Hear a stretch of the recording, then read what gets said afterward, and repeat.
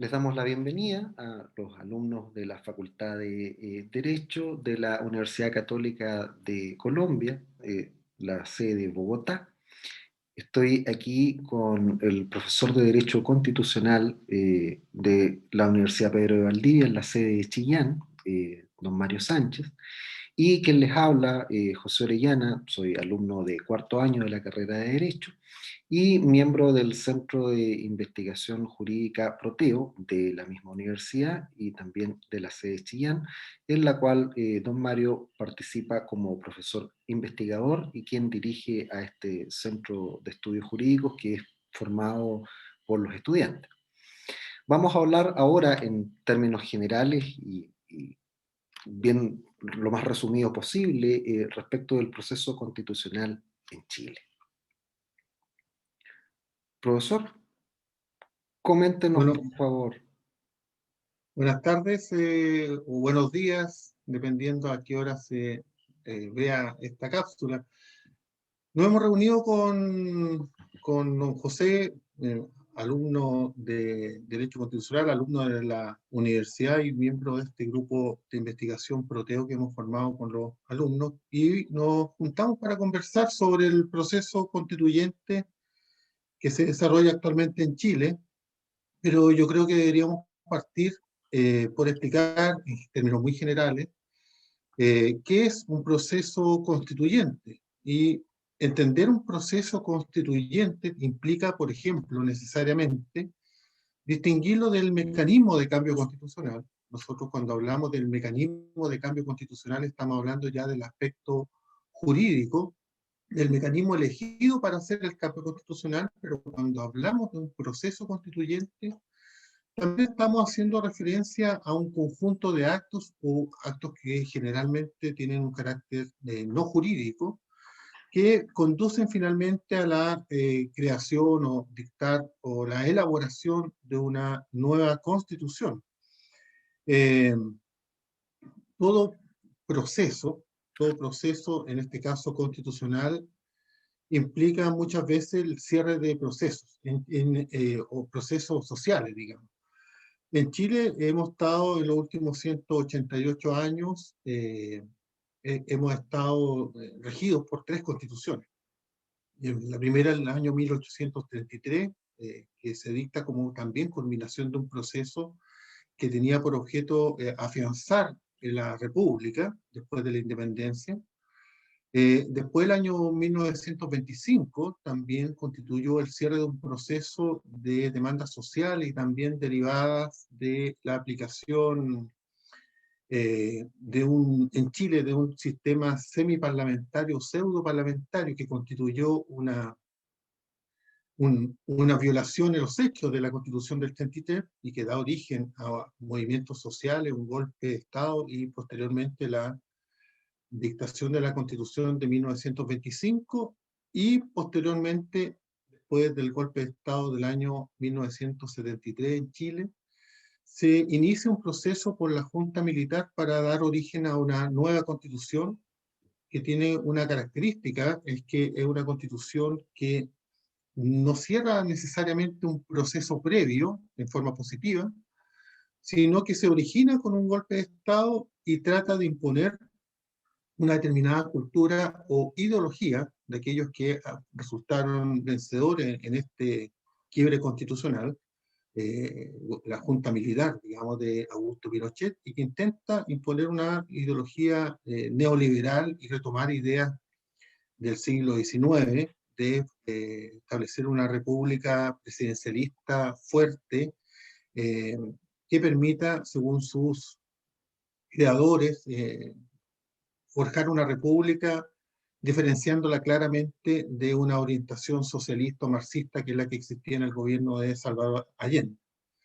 Pero eh, debemos partir en estos procesos constituyentes por señalar que el elemento básico, fundamental, es la toma de conciencia por parte de la ciudadanía, que llega un momento determinado que se toma conciencia de la necesidad de un cambio constitucional y que el poder constituyente le pertenece. Ahora, en este sentido, ¿qué características tiene este poder constituyente? Bueno, como característica, podemos señalar varias características, pero tal vez nos podríamos centrar en dos. En primer lugar, el poder constituyente como tal, que le corresponde al pueblo, y cuando hablamos de pueblo estamos hablando de los ciudadanos como depositarios de la soberanía. Eh, la soberanía reside esencialmente en la nación, según nuestra constitución, y su ejercicio le corresponde al pueblo a través del plebiscito y elecciones periódicas. Pero es el pueblo el depositario de la ciudadanía, que no requiere una autorización previa para dictar una nueva constitución, y por lo tanto siempre se ha estimado y se estima que le pertenece a la nación toda, al pueblo, quien la ejercita, este poder constituyente originario. Y no existen reglas que se le puedan imponer a ese pueblo, porque es el pueblo el que adquiere la conciencia de que este pueblo, de este poder constituyente le pertenece. Otra característica es que este poder es extraordinario. ¿Qué quiere decir que sea extraordinario?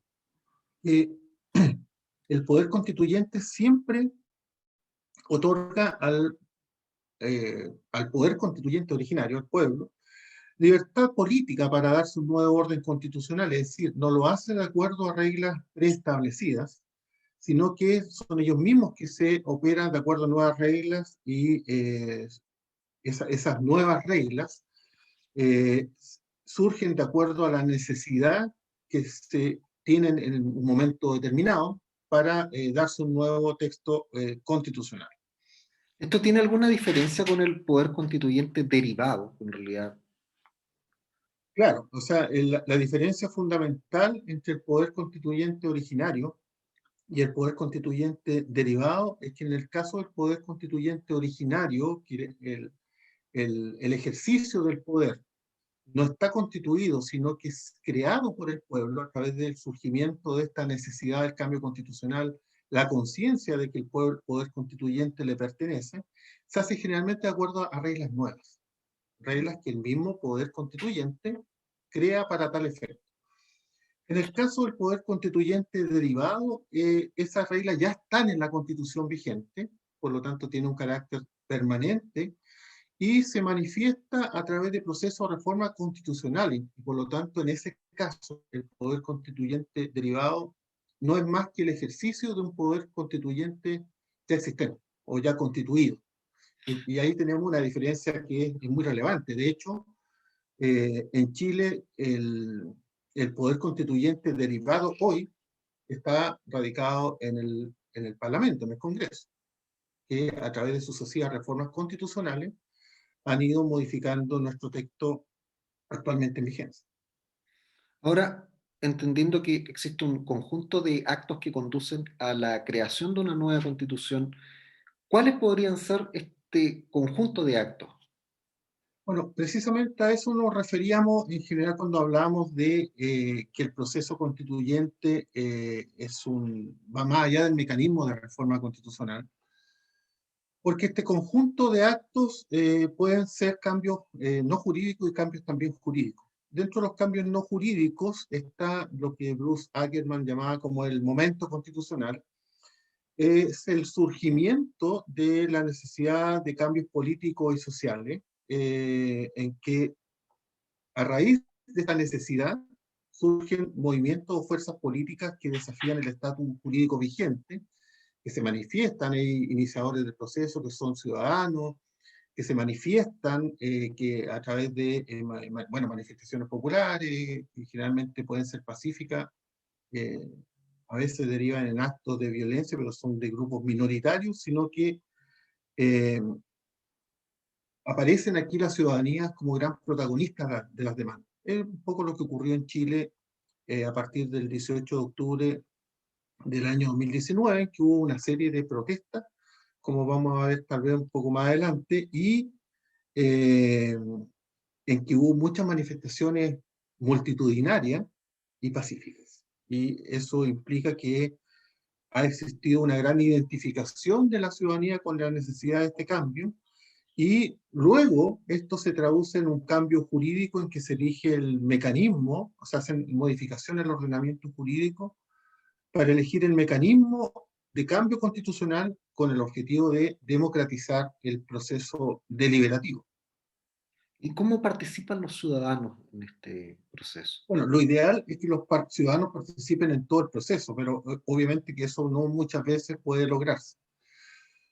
Pero lo ideal es a lo menos que participen en este proceso no jurídico previo, es decir, a través de la expresión de la voluntad popular, a través de distintas fuerzas políticas, intervenciones de distinto tipo, pero también sobre entregando su voto, por ejemplo, sobre la necesidad de este cambio, en caso que se consulte un plebiscito, por ejemplo, que es lo que ocurrió en Chile, o lo que ocurrió en Colombia, por ejemplo, en la Constitución del 90, a través de lo que llamaban la séptima papeleta, es decir, que a través de una papeleta adicional en unas elecciones se manifestaban sobre esta necesidad de un cambio constitucional. También tiene que manifestarse la ciudadanía sobre el mecanismo a utilizar, sobre la elección de los miembros del proceso constituyente y finalmente la aprobación del texto final. Bueno, ahora ya entrando en el proceso constituyente propiamente tal aquí en Chile, a ver, ¿cómo podríamos empezar a abordarlo? Bueno, en general podemos señalar que dentro de los mecanismos jurídicos para provocar un cambio constitucional hay varias posibilidades, ¿eh? Está el mecanismo legislativo, que se ha utilizado bueno, en Brasil el año 88, por ejemplo, en que es el mismo Parlamento el que elabora una nueva constitución. Existe también el mecanismo de la Asamblea Constituyente, que fue utilizado en Colombia, por ejemplo, la Asamblea Nacional Constituyente del año 90 y que dio origen a la Constitución del 91, y es un órgano colegiado que se nombra por ciudadanos electos para este solo efecto de redactar un nuevo texto constitucional. Una vez cumplido el objetivo, este órgano de disolverse, elabora un texto y este texto es ratificado o es aprobado, mejor dicho, por la ciudadanía a través de el sufragio, el proceso de accountability, o sea, del control de estos cambios que hace la ciudadanía. Y eh, es común que en estos mecanismos, para también fortalecer la participación de la ciudadanía, se incorporen mecanismos de afirmación o de acción afirmativa, como son, por ejemplo, lo que ocurrió en Chile ahora, de establecer la paridad de género, en que existe igual cantidad de constituyentes hombres y mujeres, e incorporación de escaños reservados para pueblos originarios, para independientes, etcétera.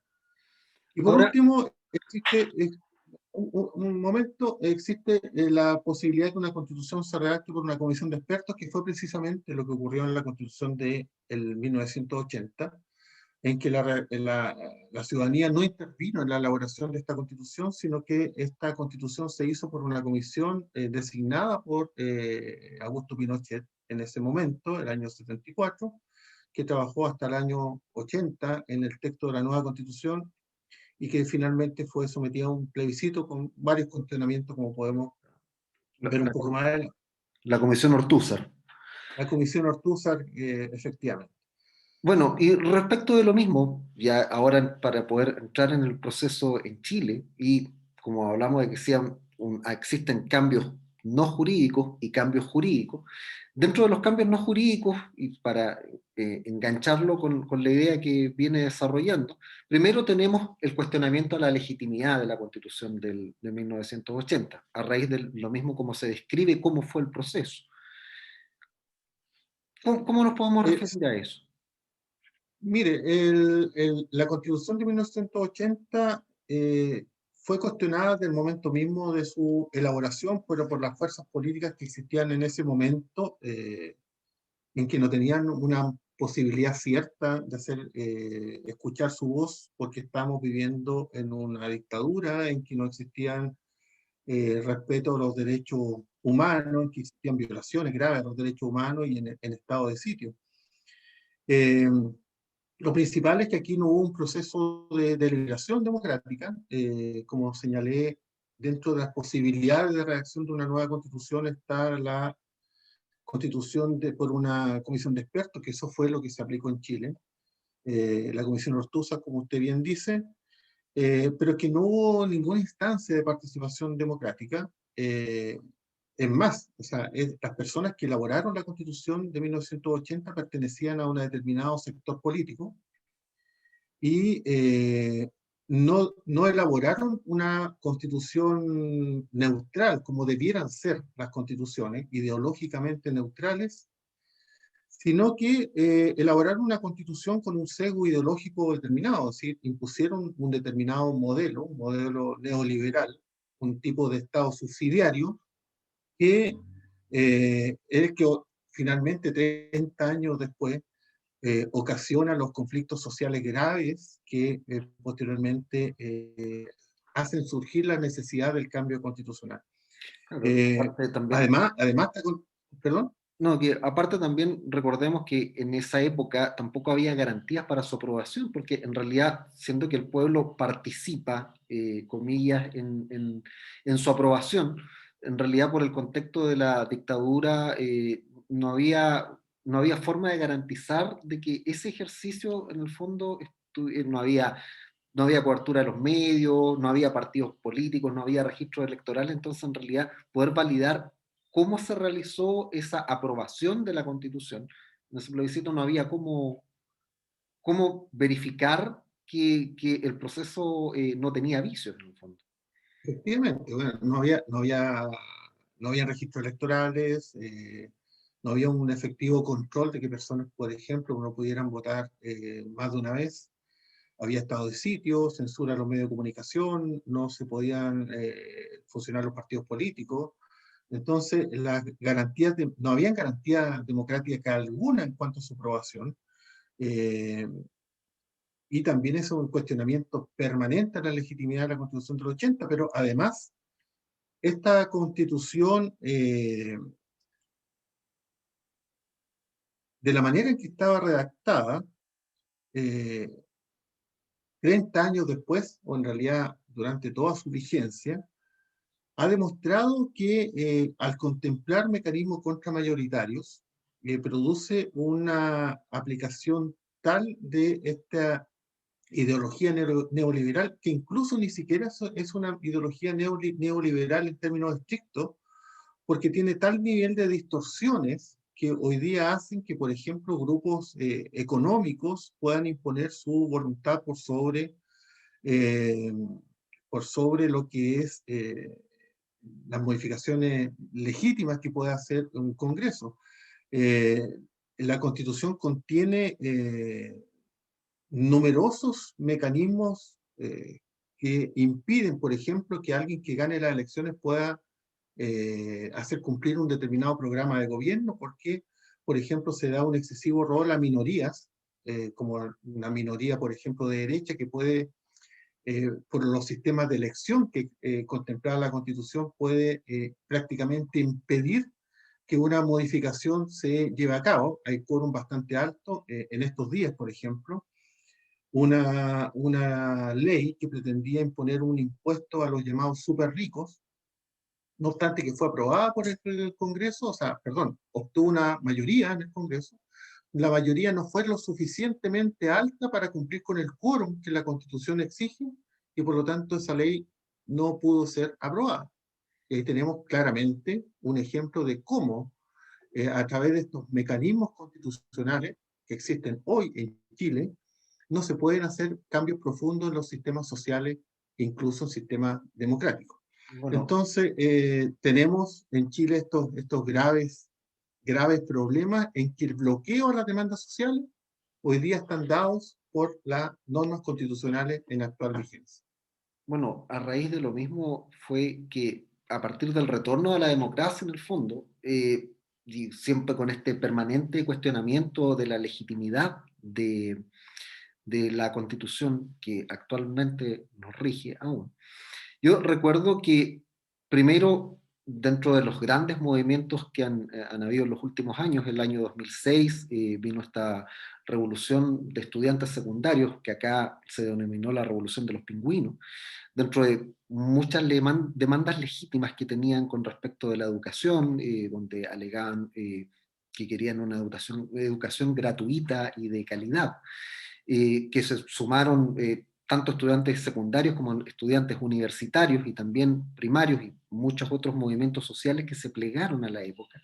De ahí yo recuerdo, corríjame si me equivoco, porque después por ahí por el 2013 vino a través de los cambios respecto de la LOCE, la Ley Orgánica Constitucional de Educación, también hubo movimientos, y recuerdo que en ese momento se cuestionó la Constitución, precisamente porque al tener consagrado esto del Estado subsidiario, en el fondo la Constitución impedía este acceso, esta garantía de gratuidad a la educación, y sobre todo a la educación superior, que era lo que se estaba pidiendo en esa época.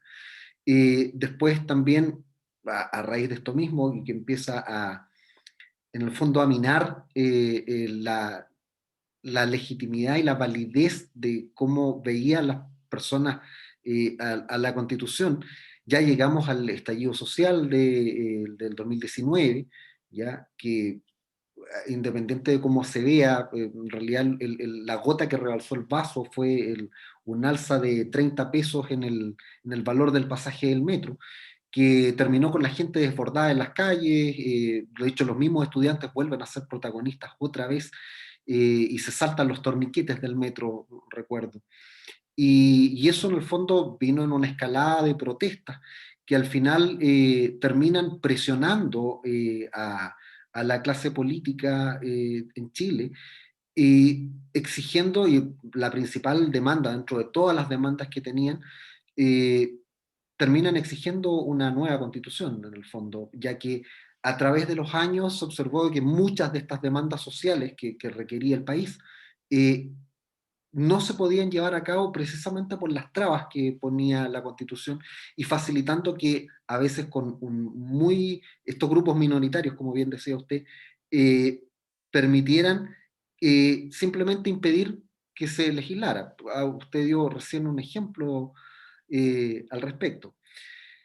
Desde aquí entonces tenemos claro el panorama de cómo llegamos a tener que hacer este proceso constituyente. A ver, Sí, explíquenos usted. A ver. además que lo que usted dice es muy interesante porque en este aspecto no jurídico del proceso constituyente, nosotros podemos observar que todas las demandas sociales y políticas y económicas también que se hacían por la población tenían como piedra de tope o tenían como fundamento último el cambio constitucional.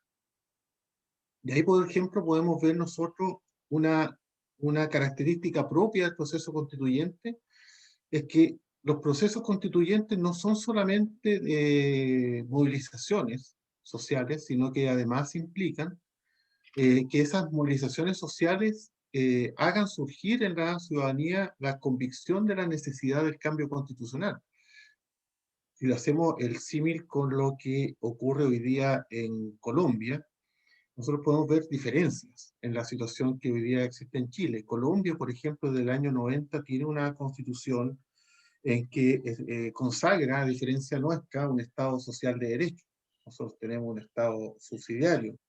Consagra una república unitaria descentralizada. Nosotros aspiramos a tener mayores instancias de descentralización y autonomía de las regiones. Consagra una democracia participativa. Nosotros tenemos un tipo de democracia que es representativa.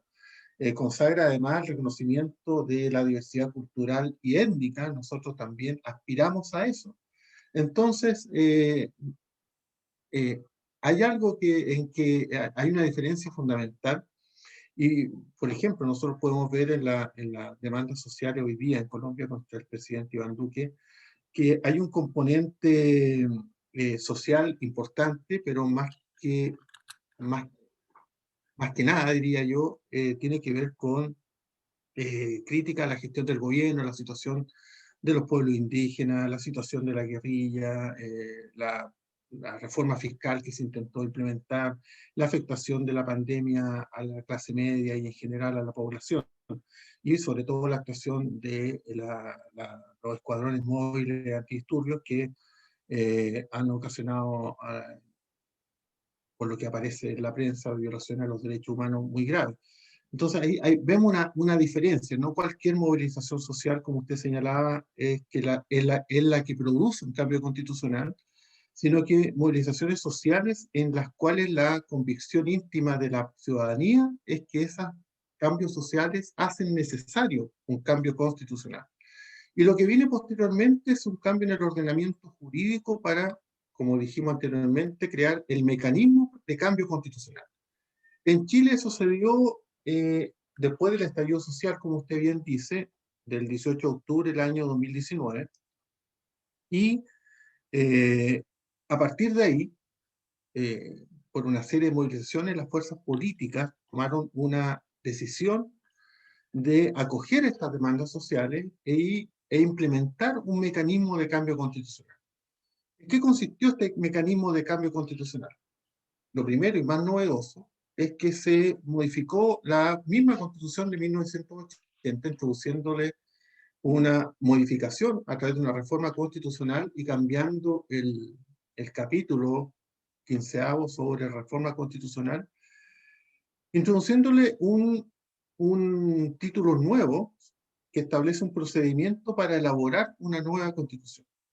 Y este procedimiento tiene una característica, es que un procedimiento que se puede utilizar solamente una vez, no es permanente, porque tiene fechas para eh, su realización, y contempla un mecanismo que resumidamente tiene un plebiscito nacional, lo que se han llamado por algunos un plebiscito de entrada, en que se le consulta a la ciudadanía si está o no de acuerdo en dictar una nueva constitución o elaborar una nueva constitución, El y qué tipo que de... fue el 25 de octubre del año pasado, en el fondo del 2020. Claro, Ya fue. inicialmente estaba para el 26 de abril Claro. eh, y justo Chile entra en un estado de excepción debido a la pandemia del coronavirus y se hace imposible hacer ese plebiscito el 26 de abril y se posterga para el 25 de octubre del año 2020, pensando que las condiciones epidemiológicas iban a estar un poco mejor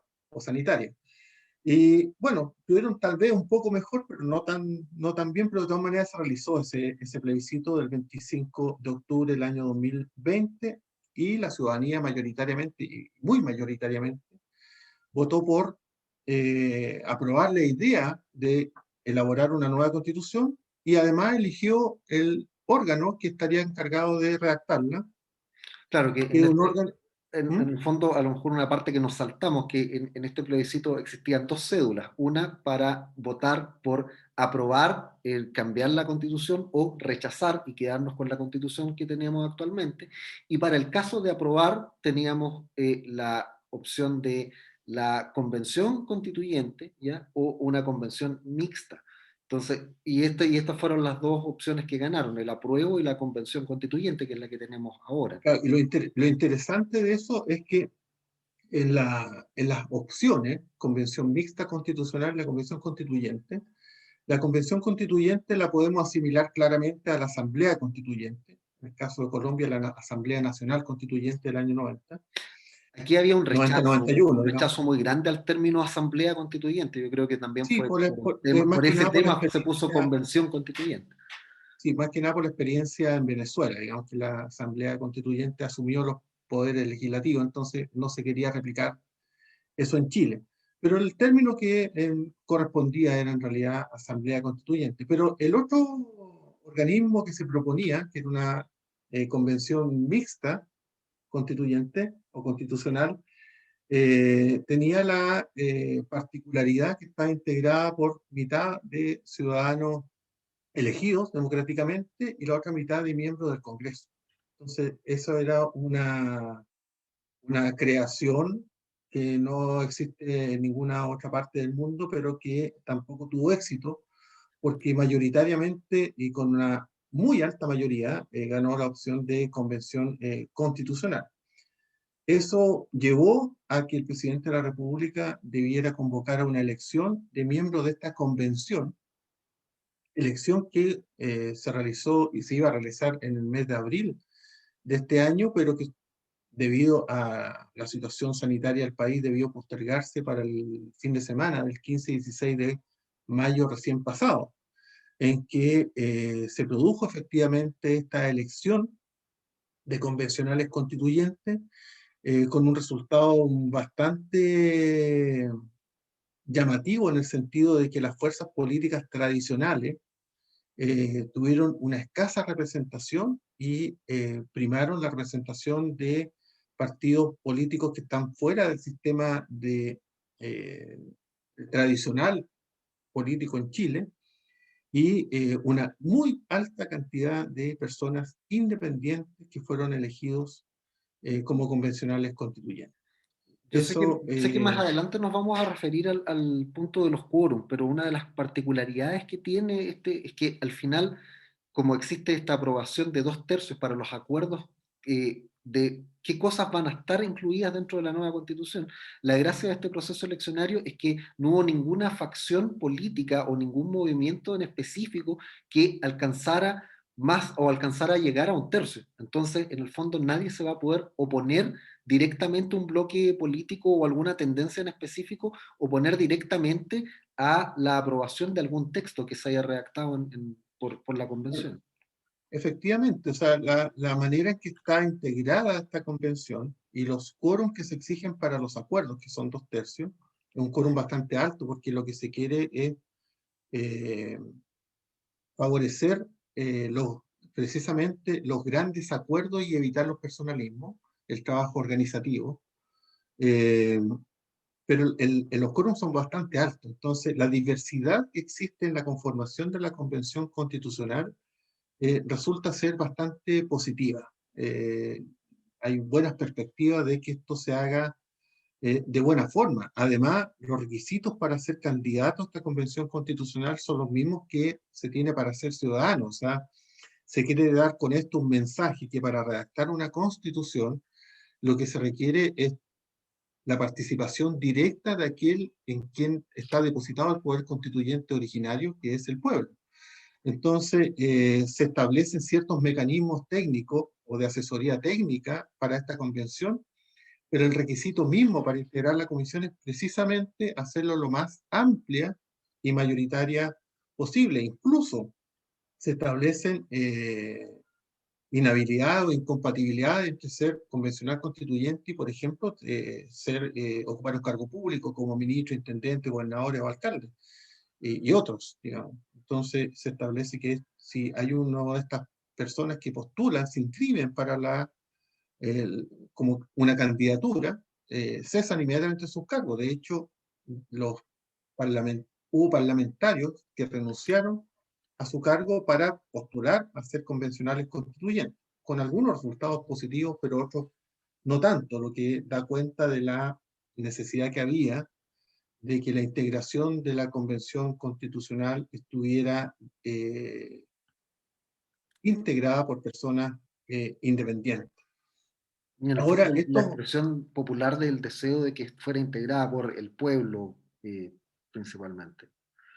sí, pero no solamente o sea, es el pueblo, son 155 convencionales constituyentes, pero no solamente 155 personas, sino que también se quiso asegurar, se quiso ir más allá y por primera vez en el mundo se quiso asegurar que tuviera una integración paritaria, es decir, igual cantidad de hombres y mujeres. Y esto eh, se hizo a través de también una reforma constitucional en que se obligó a que las candidaturas a la convención constitucional, para ser convencional constitucional, fueran también paritarias, es decir, que existiera igual cantidad de hombres y mujeres o una diferencia no superior a uno.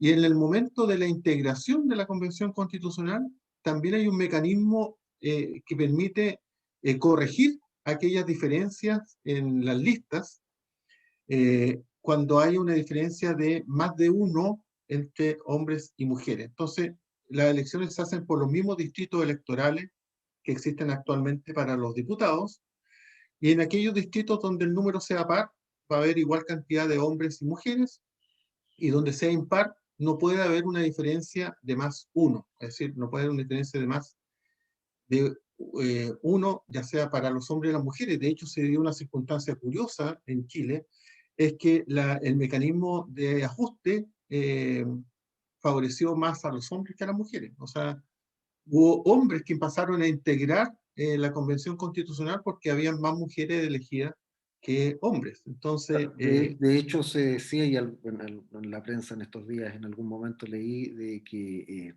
incluso el movimiento feminista, que también tuvo mucha participación en este cambio constitucional, en el fondo se vio perjudicado por lo mismo. En el fondo quedó claro que, en base a la elección popular, si no hubiese existido esta paridad, hubiesen terminado viendo más convencionales mujeres que hombres. Esta vez favoreció, también hay que recordar que para esta convención teníamos asegurados también la participación de los pueblos originarios. sí, bueno, lo que llamábamos escaños reservados Claro. para los pueblos originarios o pueblos indígenas, como dice el convenio 169 de la OIT.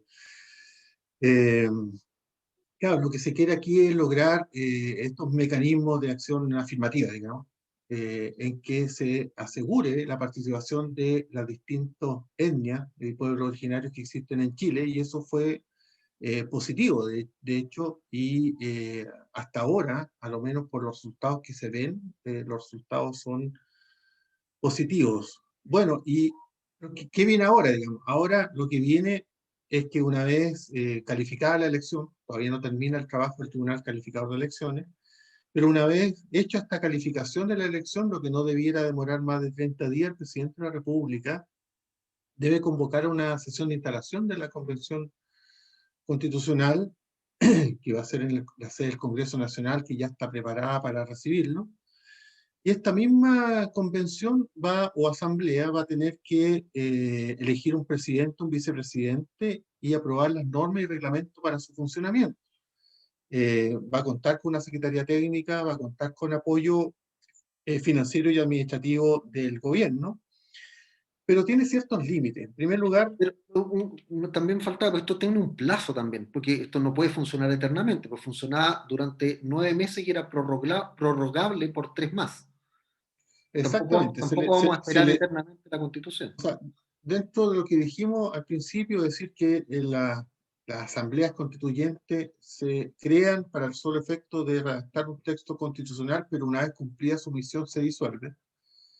Acá esa disolución está determinada por dos condiciones. Uno, por la redacción del texto, pero también hay un plazo máximo, y en este caso el plazo es de 9 meses, prorrogable por otros 3, pero cumplido ese plazo, ya sea que se haya redactado o no el texto, la Constitución se disuelve, lo que también constituye una anormalidad. Ahora Eh, volvamos a lo que estaba mencionando respecto de los límites, porque también esta convención no tiene poderes específicamente consignados en la ley.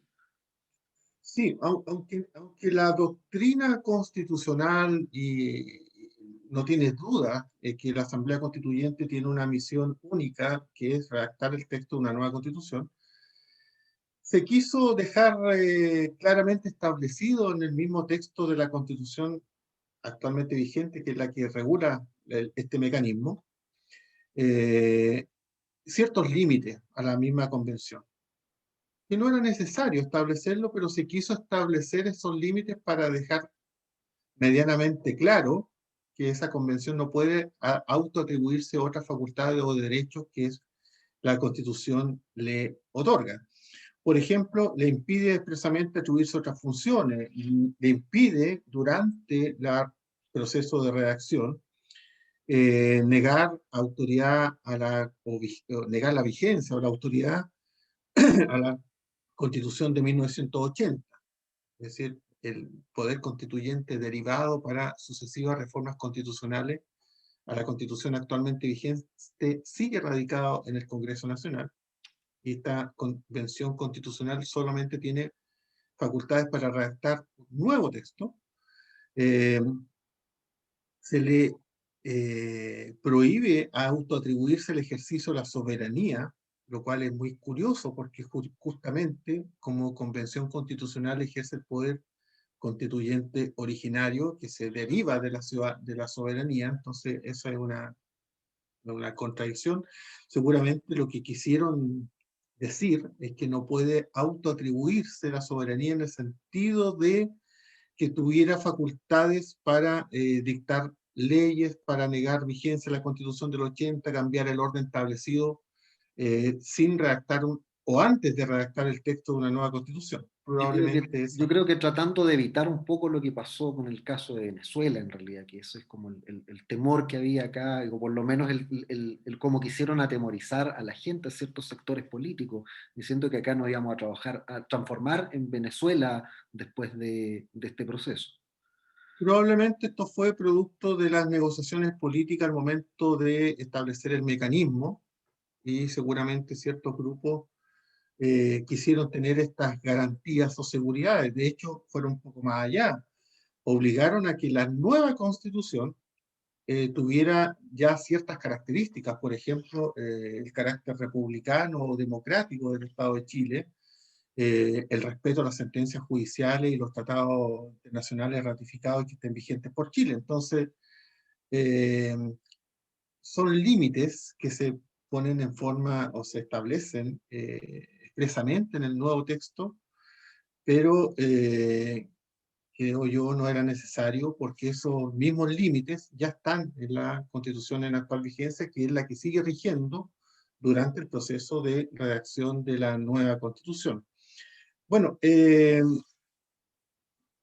además, como una especie de contrapeso a esta convención constitucional o una especie de control, un mecanismo de control, se crea una posibilidad o un organismo encargado de conocer reclamos a infracciones a reglas de procedimiento o vicios en la toma de acuerdos, excluyéndose el contenido del texto, sino que en cuanto al procedimiento. Y se establece una especie de tribunal compuesto por 5 ministros de la Corte Suprema, quien va a conocer de estas reclamaciones a la regla de procedimiento, de acuerdo a un procedimiento que la misma Corte Suprema tiene que crear al efecto mediante un autocorrado.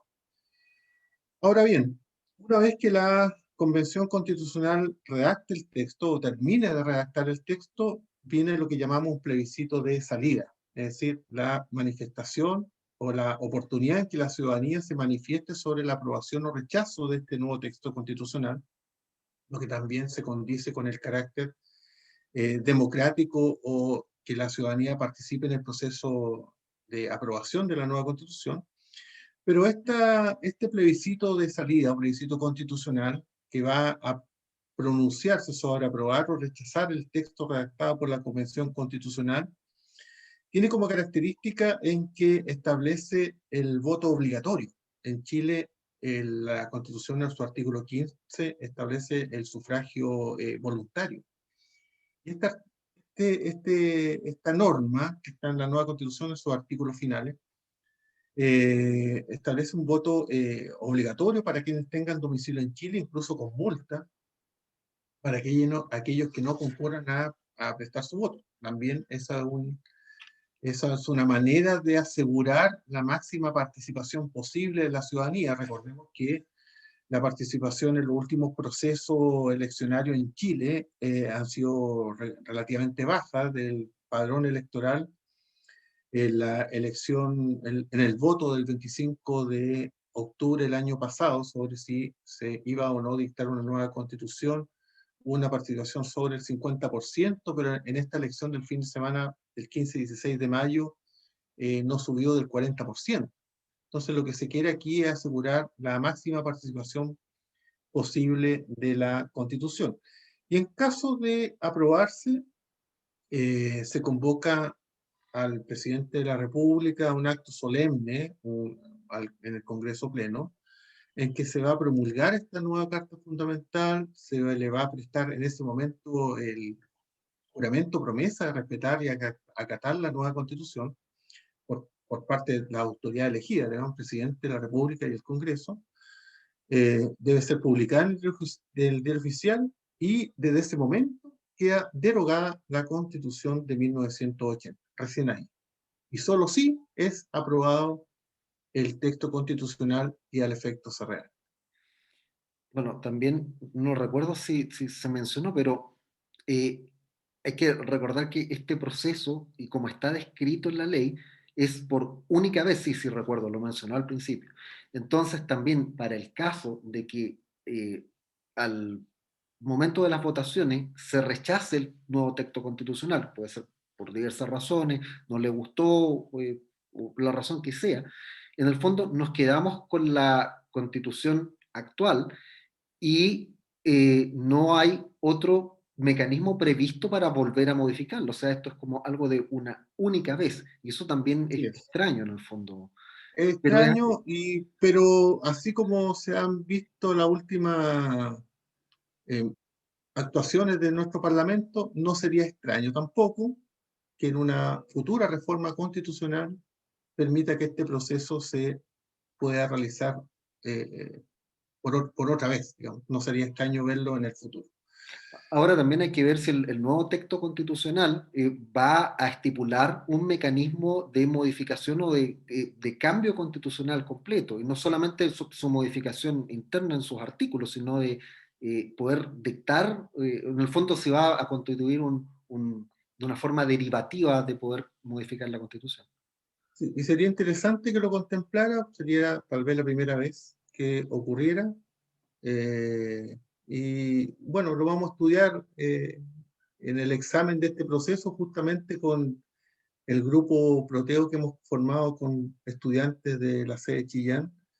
Vamos a investigar precisamente eso, cómo se desarrolla este proceso y vamos a estar levantando alguna evidencia y levantando información, pero también opinando, obviamente, a través de algunos artículos sobre esto. Así que los invitamos también a leer sobre estos artículos más adelante y los invitamos también a ver futuras cápsulas que podamos, tal vez más breves que esta, pero que podamos ir explicando cómo se va desarrollando el proceso.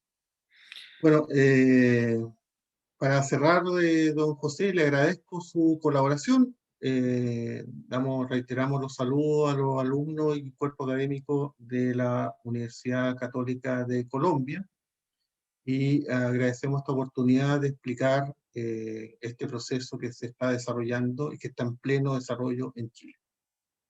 Bueno, muchas gracias a usted también y gracias a todos los que han visto este video. Será hasta otra oportunidad. Nos vemos.